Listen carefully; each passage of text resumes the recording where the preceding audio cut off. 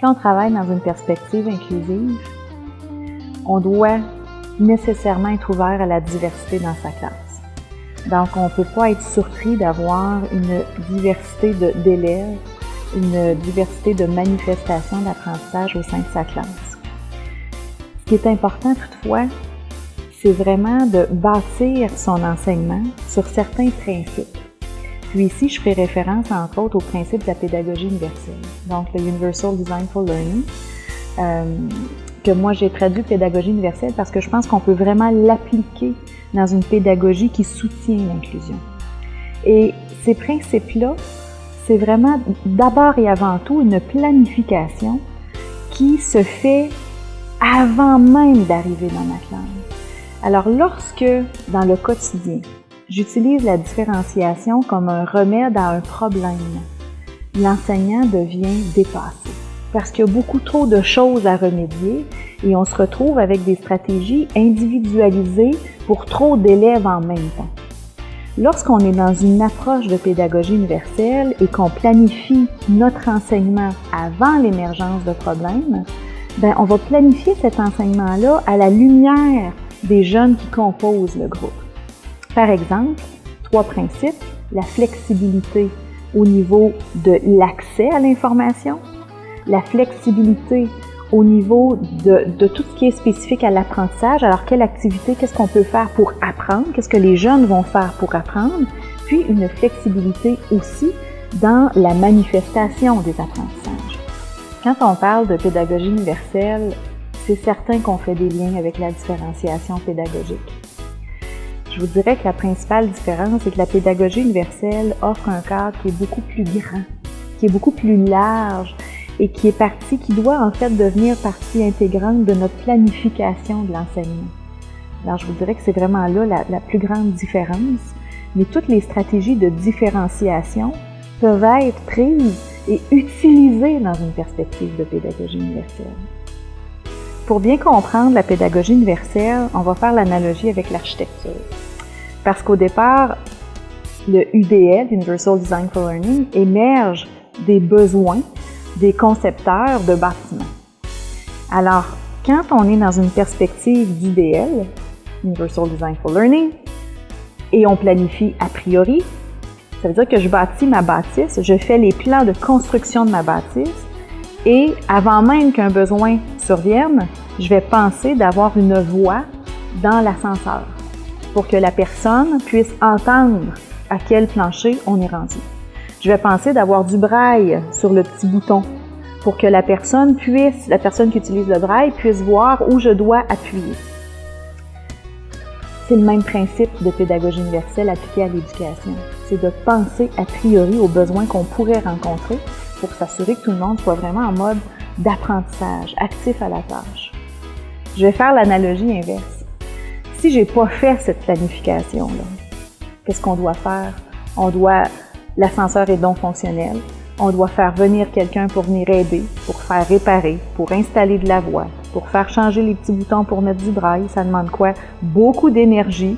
Puis pendant qu'on fait ça, il y a plein d'autres choses à faire autour de l'édifice aussi. Même chose en enseignement. Si je vais offrir une stratégie à un élève à la pièce parce qu'il en manifeste le besoin, je me retrouve à diviser mon énergie. C'est comme j'avais plein de petits chantiers de construction dans ma classe. Alors, la pédagogie universelle va me permettre d'éviter ces situations-là qui sont très épuisantes, puis aussi stressantes pour un enseignant.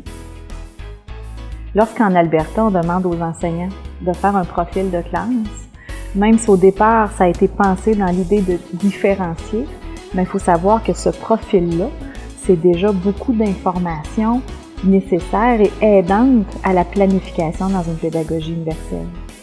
Alors, si dans ma classe, je sais que j'ai un élève qui a beaucoup de difficultés à lire, je sais que j'ai un autre élève qui a de la difficulté à maintenir son attention, puis j'en ai d'autres qui n'ont aucune difficulté propre à la lecture, mais juste la première étape, la flexibilité à l'accès à l'information, je ne peux pas offrir un seul outil pour accéder à cette information-là, parce que c'est certain que je vais perdre mes amis qui n'ont pas cette facilité-là de lecture. Alors, je peux offrir le texte en format papier parce que c'est celui qui convient à une majorité. Je peux offrir ce même texte-là sous support numérique qui va soutenir l'accès à l'information de mon jeune qui a une difficulté en lecture, comme je pourrais avoir cette ressource-là sous forme vidéo, sous forme audio, qui va maintenir, en tout cas du moins faciliter le maintien de l'attention de mon jeune pour qui l'attention est un problème. Déjà, première étape, premier principe, tous les jeunes de ma classe ont eu accès à l'information. Et là, on peut passer maintenant à apprendre. On a tendance à offrir une façon d'apprendre.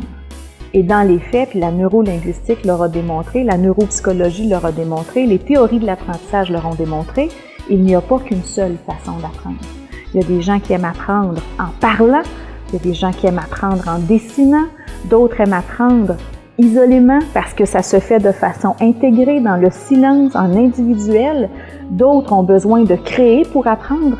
Alors si dans ma planification, j'offre des alternatives d'apprentissage qui répondent encore une fois aux caractéristiques de mon groupe, bien encore une fois, je viens de faciliter non seulement l'accès, mais la capacité de prendre cette information-là auquel j'ai eu accès et de l'utiliser pleinement pour apprendre en respectant ma façon d'apprendre. Ce faisant, je diminue les écarts au sein du groupe. Arrive maintenant la manifestation de l'apprentissage. Certains jeunes sont malades devant une présentation orale. D'autres en raffolent. Bien, c'est le même principe. Si j'offre des alternatives de présentation à mes jeunes, sur le même objet, on est toujours dans la même leçon, dans le même concept qu'on doit apprendre, bien, je vais peut-être découvrir des grands talents que j'ignorais. Puis je vous dirais que j'ai souvenir d'un jeune garçon trisomique, mais qui avait fait un PowerPoint absolument fabuleux et l'enseignante doutait même que c'est lui qui l'avait fait parce qu'elle n'avait pas l'habitude de voir l'expression de cette capacité-là, parce que c'est pas l'expression qui était normalement favorisée dans le cadre des leçons. Donc, 3 principes de flexibilité qu'on fait avant d'arriver en salle de classe, qu'on planifie avant d'arriver en salle de classe, et c'est là qu'on voit qu'à travers cette diversité-là, il n'y a pas uniquement des faiblesses, mais il y a aussi beaucoup de qualités, puis il y a des belles surprises à découvrir.